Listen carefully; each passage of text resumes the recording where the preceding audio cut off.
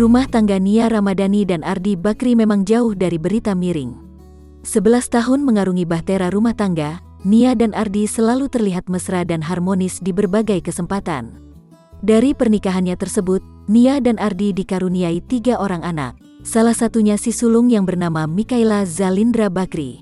Saat merayakan ulang tahun pernikahan mereka, Nia dan Ardi mendapat kejutan manis dari Mikaela. Namun, momen bahagia tersebut tampaknya terselip kejadian yang mengejutkan.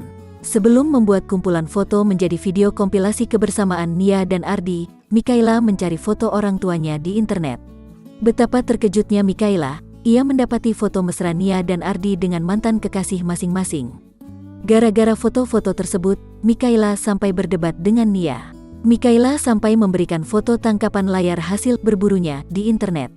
Terus dia screenshot, "Why mama, why?" imbuhnya. Pertanyaan Mikaela membuat Nia terkejut sekaligus heran. Melihat reaksi sang anak, Nia sampai kesulitan menjawab pertanyaan tersebut.